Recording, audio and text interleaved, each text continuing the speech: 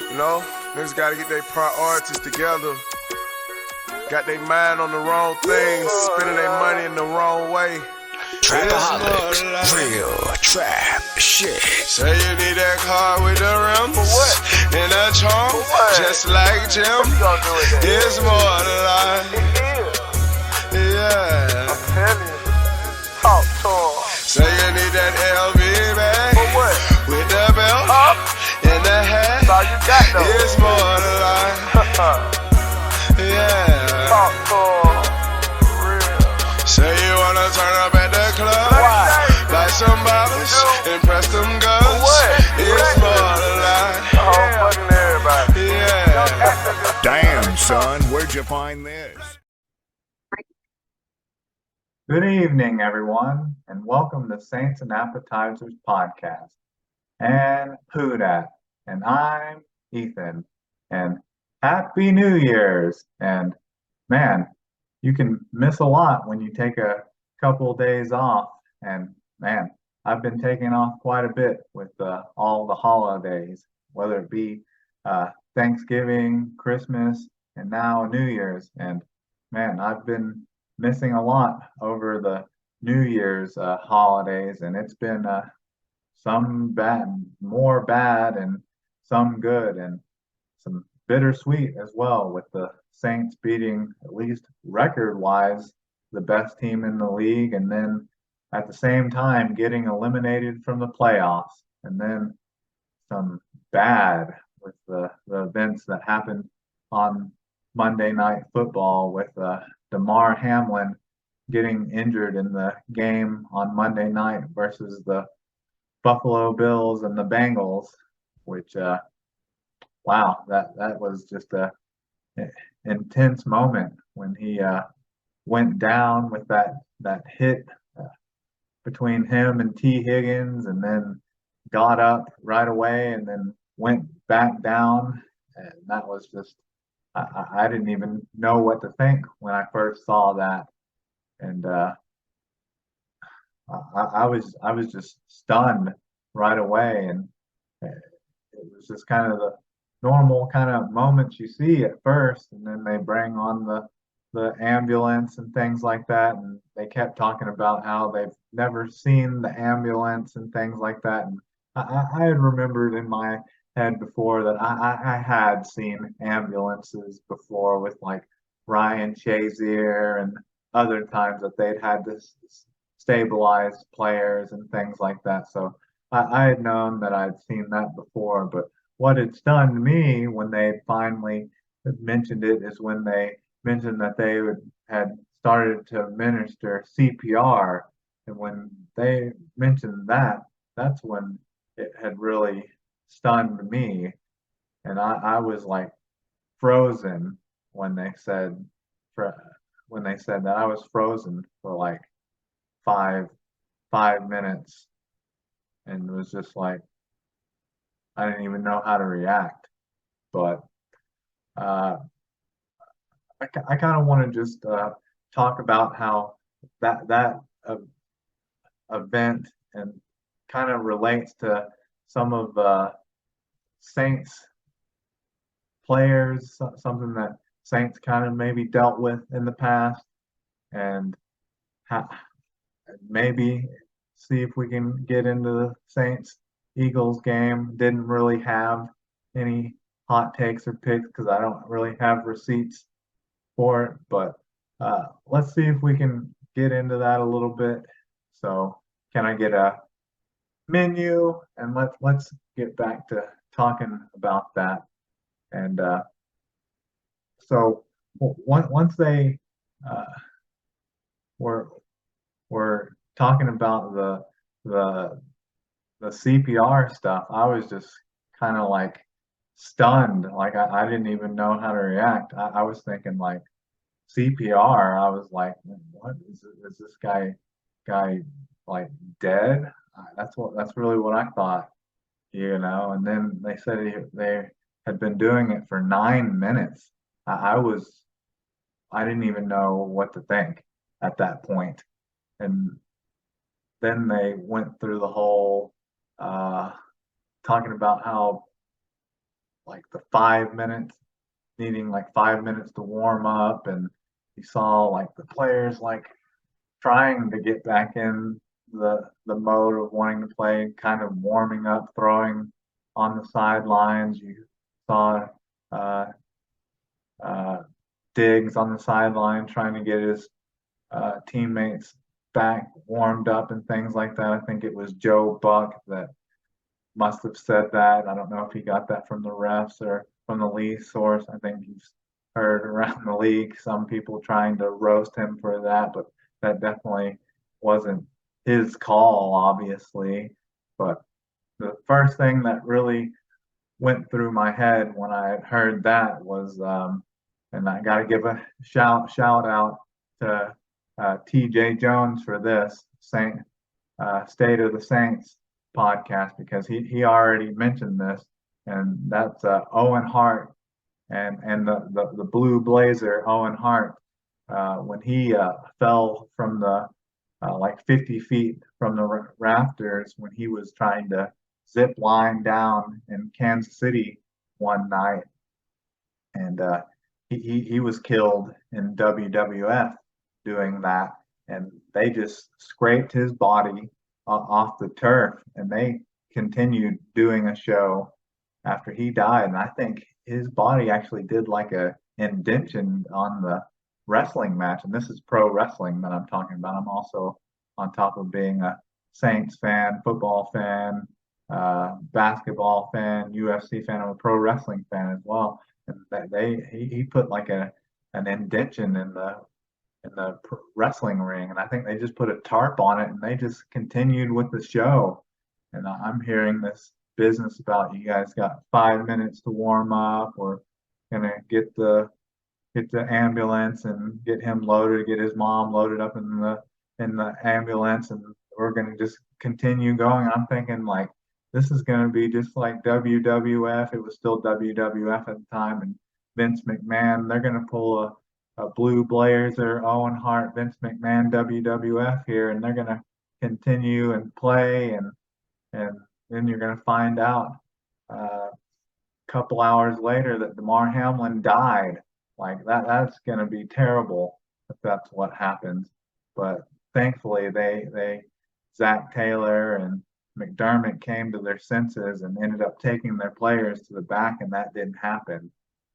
But yeah, that's all the kind of stuff that went through my head when all that was going on.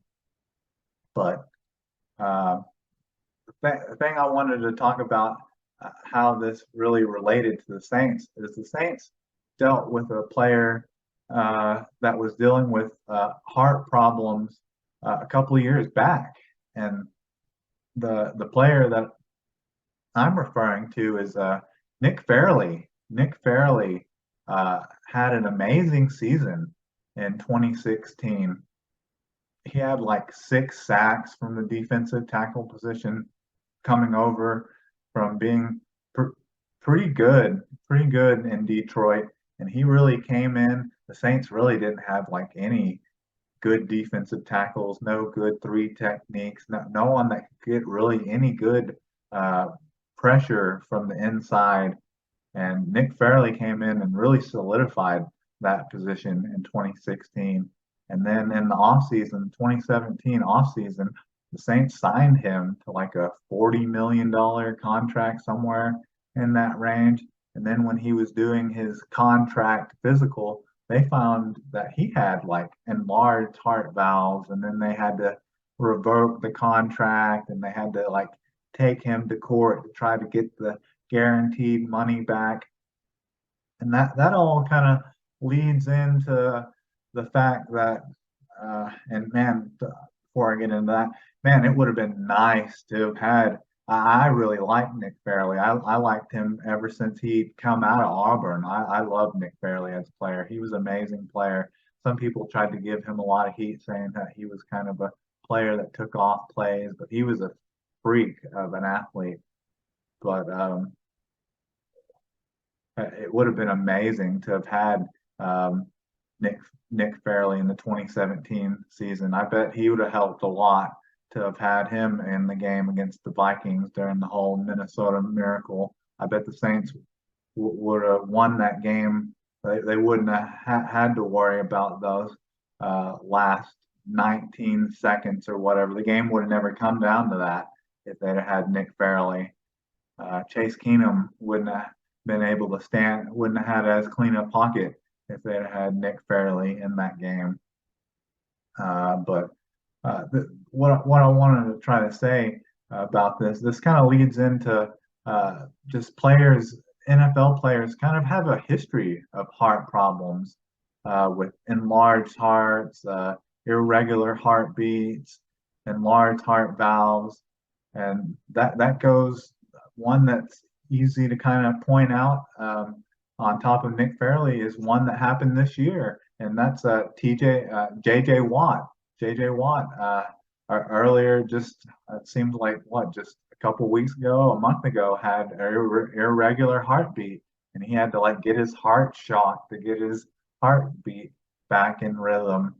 And luckily, without too much argument from anyone, maybe his wife or someone else close to him, he's going to retire after this season. And I think it probably helps that he had his first child, and so that probably helps a lot.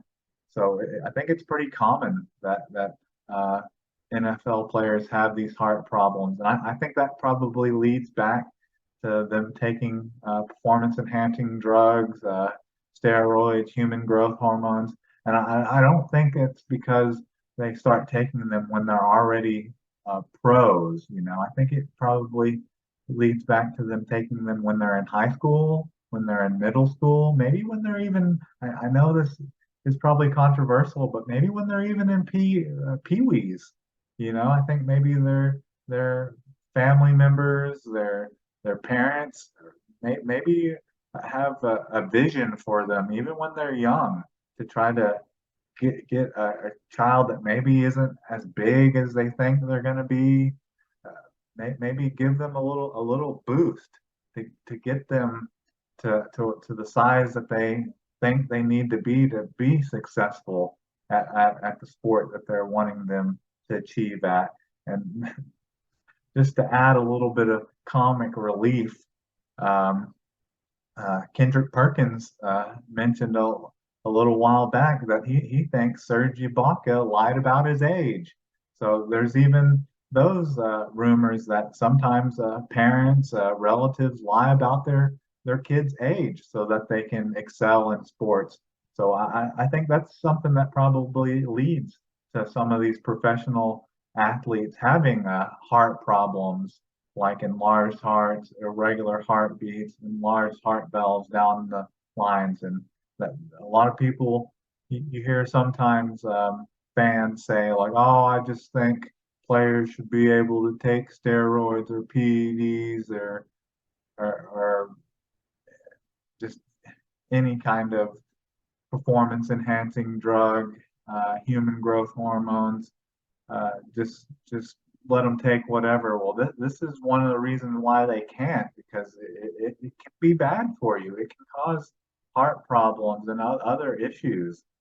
And the Saints obviously found one in Nick Fairley, and they handled it right, because even after he found that issue, he was looking for doctors to give him a second opinion to see if he could go ahead and play. And it was good that the Saints found that issue and didn't go ahead and let Nick Fairley play, because they easily could have had a Damar Hamlin issue case on their hands.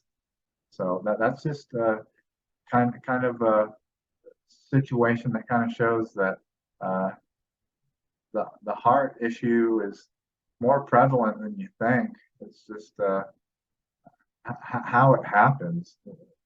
Is it natural or is it PEDs? The thing with Damar Hamlin is that he's not one of these guys like Nick Fairley, who's 6'5",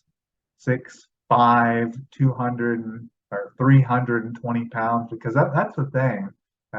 These guys like Nick Fairley, if they probably weren't taking, and this isn't to say that Nick Fairley was one of these maybe middle schoolers that started taking growth hormones, when he was in middle school to get to the size that he was when he was a pro. But obviously, Damar Hamlin, he's not a guy like Nick Fairley, but you know, maybe his case is completely different.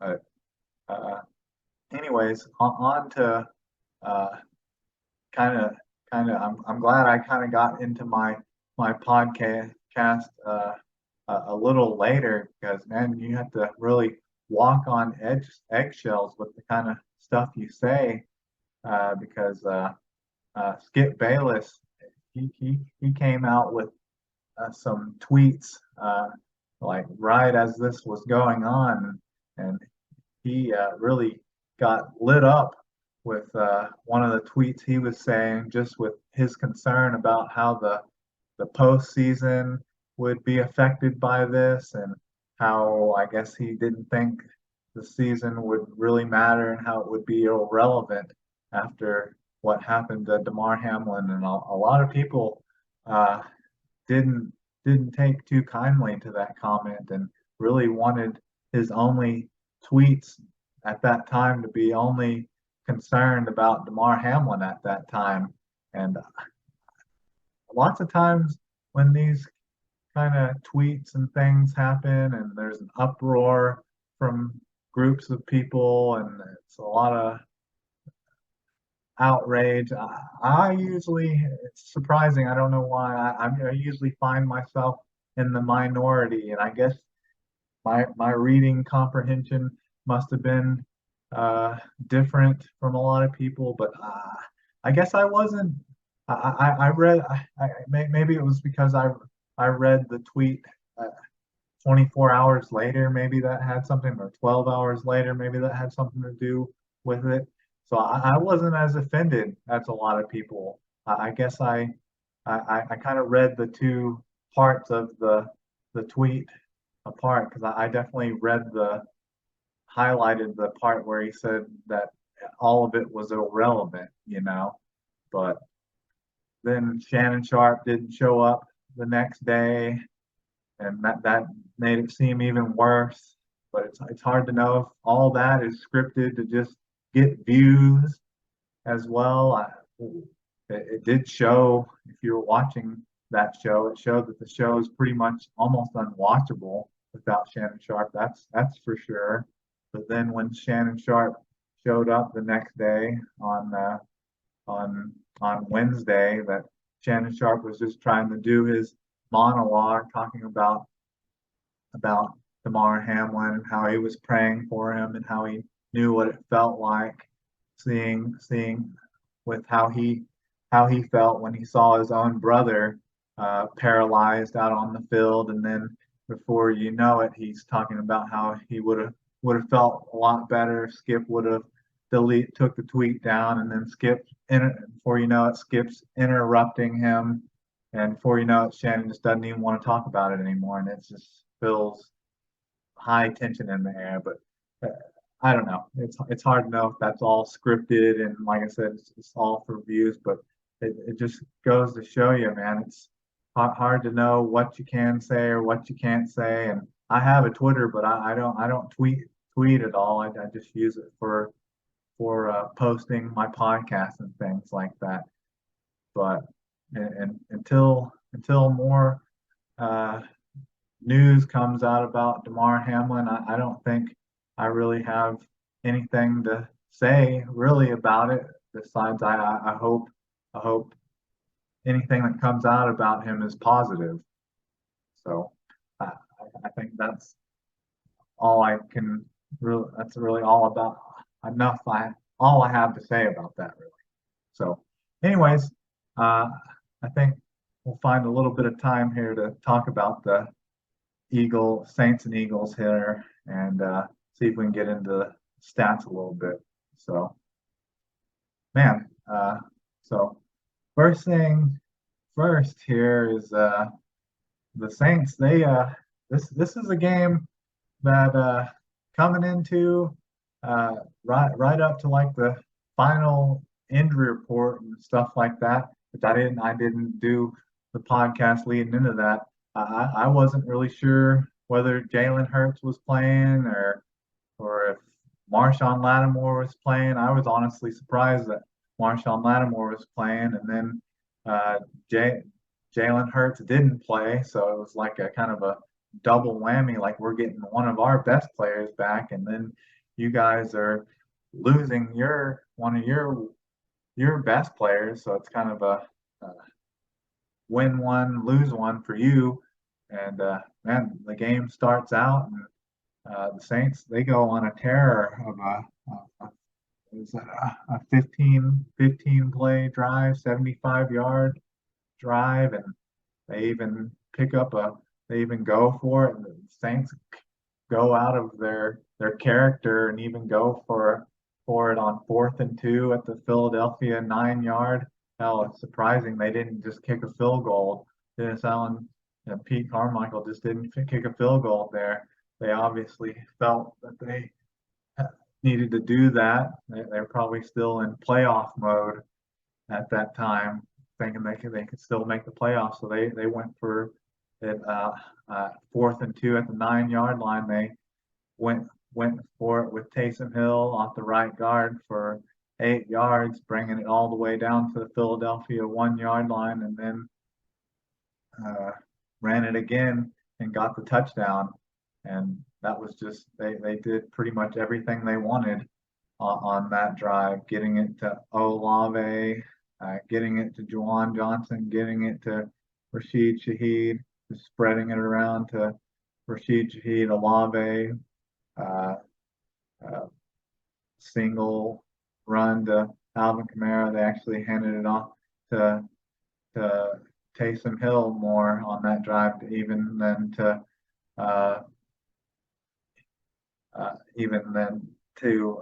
Alvin Kamara on that drive.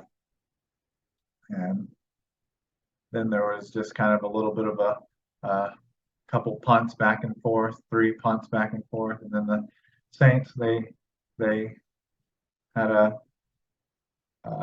got good field position. They started at their own 42-yard line and had a short 5-yard drive, and that was kind of got a little bit jammed up by Landon Young holding call, which obviously Landon Young was in there because Ryan Ramczyk went down, and that stalled the drive, even though it had been a good drive previously to that, and they ended up only getting to the 36-yard line of Philadelphia, and Will Lutz ended up actually coming through with the 54-yard field goal. And early on, it's early in the second quarter with 8 minutes and 30 seconds. It's 10 to nothing, and I really would have never expected that, even with Jalen Hurts out of the game, because besides that, really the Philadelphia Eagles were relatively healthy, and then the Saints defense was just playing really lights out in this game for the most part. Every time the Eagles had the ball, the Saints defense was forcing a 3 and out.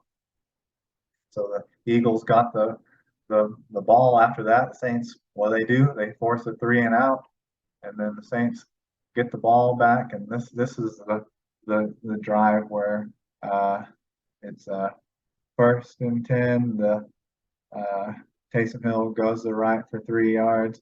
2nd and 7. Andy Dalton passes short, middle to Juwan Johnson for 3 yards, and then it's 3rd and 4 at New Orleans 36, and Andy Dalton passes deep right to Rashid Shaheed for 58 yards, and that takes the Saints all the way down to the Philadelphia 6. Man, I really wish Rashid Shaheed would have scored a touchdown there, because I don't know, it just would have been really nice. One, because obviously they ended up getting all the way down to Philadelphia's 2-yard line, and settling for a field goal. But I don't know, just adding to Rashid Shaheed's touchdown total would have been really nice, and I don't know, just the big plays would have been nice, and obviously in a game like this, with just the flow of the game, would have been nice to go up 17-0. But still, regardless, Rashid Shaheed, I've talked about it quite a bit over the season with Chris Olave's kind of having the dropsies and gets lit up sometimes. I'm almost like Rashid at times, almost like Rashid Shaheed more than Chris Olave, which I probably shouldn't say that because uh, Chris Olave is only like he's like what 18 yards or something away from 1,000 yards, and then once again the Philadelphia gets the ball back. The Saints once again force a 3-and-out, and then this is kind of where the tide turns a little bit. The Saints go on a 5-play drive where they started the drive at their own 30-yard line, and they move the ball all the way down to the Philadelphia's 31-yard line. So they're in field goal range. Like they're in position to go up 16 16-0, and there's only 44 seconds left, and it's 2nd and 15. So there's like really no reason to really be pushing the ball down the field. They probably should have just ran a draw here or ran the ball, and then Andy Dalton, like this was one of Andy Dalton's like worst throws all season, honestly, because he like underthrew Chris Olave, and it gets intercepted by Scott, and it gets like returned for like 13 yards. And like after that happened, like the entire like feel of the game kind of turned like offensively for New Orleans. Like they just didn't seem to be able to do anything for like the remainder of the game after that. And then that was the end of the half there. The Philadelphia Eagles got the ball after that, but couldn't do anything with the last 34 seconds or so. And then the Eagles got the ball first to start the second half, and they did end up moving the ball all the way down to the Saints 38-yard line, and Jake Elliott was able to connect on a 56-yard field goal of his own to cut the score to 13-3. And then, like I said, the Saints, ever since that interception, the Saints were just, it was like they couldn't do anything after that. It was weird how it just like completely pulled the plug on everything they were doing after that. So then they went 3-and-out, and there was a bit of a punt fest back and forth. Saints punted, the Eagles punted, Saints punted, and then this was the big touchdown drive, big long touchdown by the Eagles. This was at the Eagles even started at their own 4-yard line on this drive. So initially, with just how the game was going, you're thinking that the Eagles are getting the ball on their own 4-yard line. As a Saints fan, you're probably feeling pretty good that there's no way they're going to get a touchdown on this drive. So it's with 2 minutes and 14 seconds left in the third, Gardner Minshew passes short right to Devontae and picks up 12 yards. And then on 1st and 16, Gardner Minshew short left to Devontae Smith for 6 yards. And then at 2nd and 4th, Gardner Minshew passes deep to A.J. Brown for 78-yard touchdown. And what was so crazy about that play is Paulson Adebo was like right there for the touchdown, and like when A.J. Brown catches it, he just like his own like momentum like catches when AJ Brown catches it, he just like stumbles and falls like out of bounds after AJ Brown catches it. So then when that happens, he's like nowhere to be seen to be able to at least tackle AJ Brown to keep it from being a 78-yard touchdown. Because I mean, if he keeps his wits about him, he would at least be able to tackle him so that it was only like a 50-yard completion. And that's one thing I can say about Paulson Adebo uh, this year is that for the most part, he's been pretty good about at least just getting a holding call or pass interference call a lot of times to where a big play like this on where he's getting beat, where he won't get burned for a touchdown. But on this, he just looked like a straight up clown to where he let the guy catch the touchdown, catch the pass, and then he's just nowhere in the play to make the tackle either. That was just a weird play by Paulson Adebo. He just looked bad on every aspect of that play because he was in the vicinity to either be there for pass interference or at least after he caught it, make the tackle. But instead, he just like his own momentum just completely carried him out of the play. And that was just a really bad look on Paulson Adebo on that play. He just looked bad. And then it's just a punt fest. Saints punt, 3 and out. Eagles have 4 plays. They pick up a first down, and then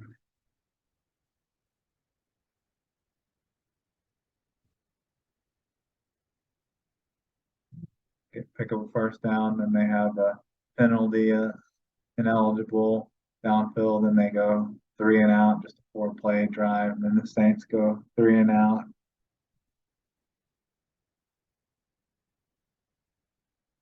Then the Eagles turn it over on downs.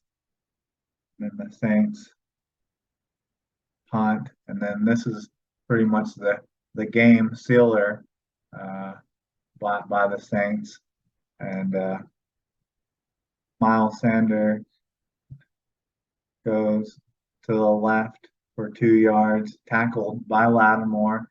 And then Gardner Minshew, it's a 2nd and 8 at the Philadelphia's 11-yard line.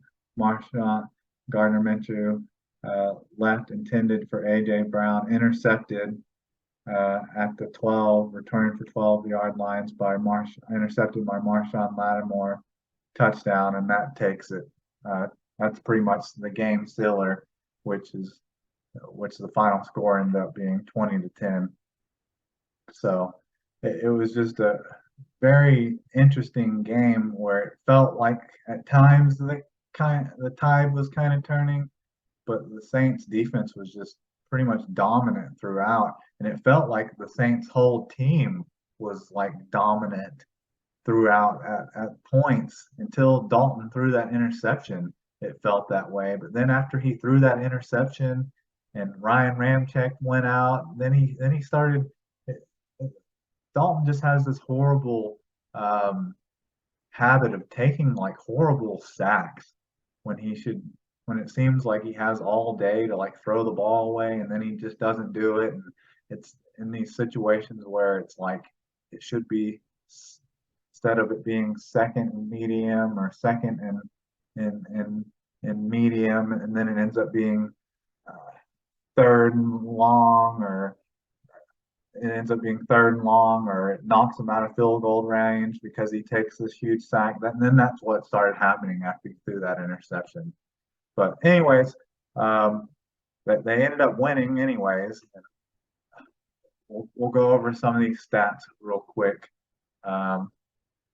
So Andy Dalton, he still had a pretty good game. He was 18 for 22, 204 yards, a 9.3 average, 0 touchdowns, 1 interceptions. What really killed him in this game, and what killed the Saints from probably having a even more comfortable lead in this game, was probably the 6 sacks for 38 yards lost, and 30 9.3 QBR, and 86.3 quarterback rating. So that's about as average as it can get for Andy Dalton. So he didn't play good. He didn't play bad.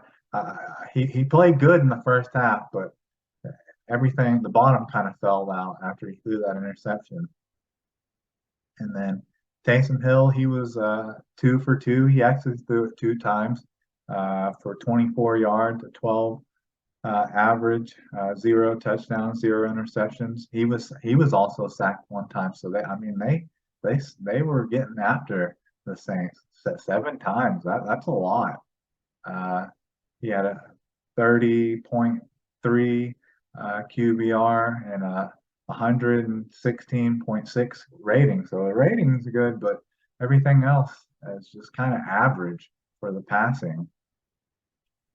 And then Alvin Kamara for rushing had 16 carries, 74 yards, 4.6, 0 touchdowns. He had a long run of 15.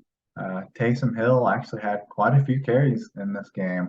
He had probably, this may have been the most that he's had this season. He had 14 carries for 46 yards, a 3.3 average, 1 touchdown, a long of 9. Eno Benjamin, the second string running back, he's finally played since Mark Ingram is out. He had 2 carries, 10 yards for a 5-point average, a long of 8. Adam Prentice, 1 carry for 2 yards, a 2-point average, and a long of 2. And then Rashid Shaheed was the leader in rushing. He had 6 receptions for 79 yards for a 12.2 average, no touchdowns, a 58-yard long with 6 targets. Juwan Johnson had 62 yards with 12.4 average, 0 touchdowns, 21 long, 6 targets. Chris Olave had 4 receptions off of 46 yards, 10.5 average, 0 touchdowns, 16 long off of 5 targets. And then Adam Troutman had 16 yards off of 16 average, 0 touchdowns, 16 long off of 1 target. And Taysom Hill even had 1 reception off of with 9 yards, 9 average, 9 long, 1 target. And then racking up all these tackles here. Demario Davis had 7 total tackles, 3 solo, 1 pass deflection. Marshawn Lattimore had 7 total tackles, 6 solo, all solo, 2 pass deflections, and an interception. Return for a touchdown. Let's see, Cameron Jordan went to work, had one of probably his best games of the season. He had 5 total tackles, 5 solos, 3 sacks, a tackle for loss, 4 quarterback hits. Cam Jordan just went off on this game to get after Marshawn Lattimore. And a little bonus note,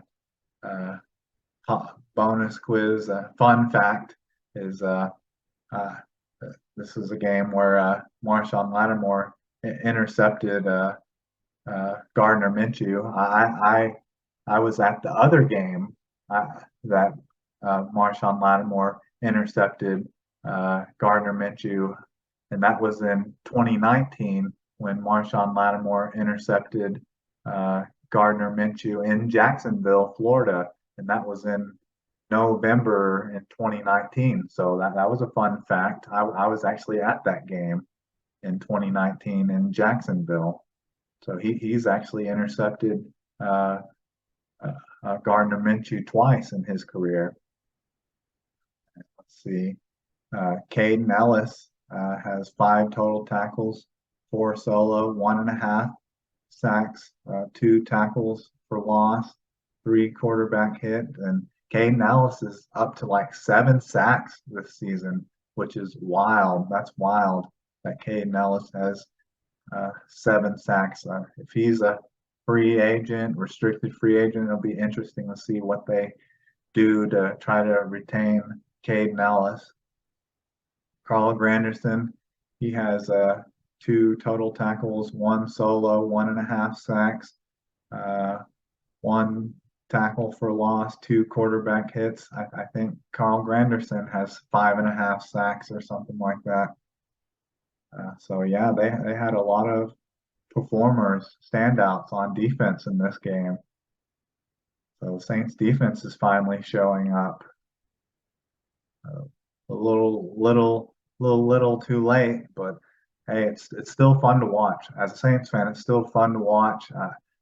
I've always kind of been a defensive-minded fan, but I like watching them dogs go out there and ball. So I enjoy that. I like seeing turnovers. I like seeing interceptions. I like seeing fumbles.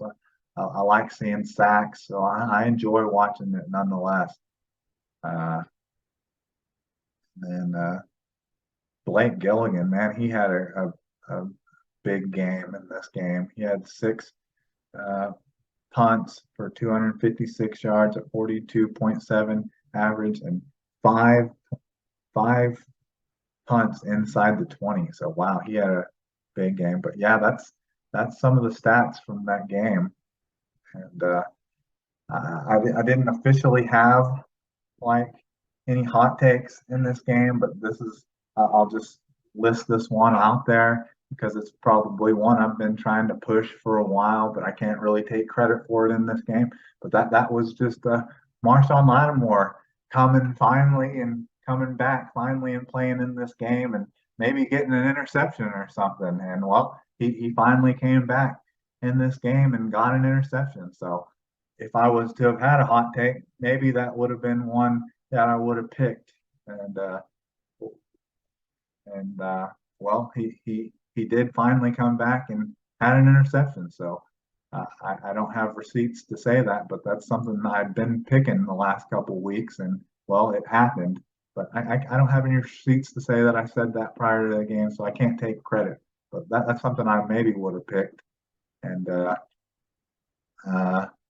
for the Eagles as a whole, as a team, I probably would have guessed that they probably would have rushed for 200 yards against the Saints, but they didn't. Because the last 2 years that the Eagles have played the Saints, they've rushed for like 200, 250 yards against the Saints.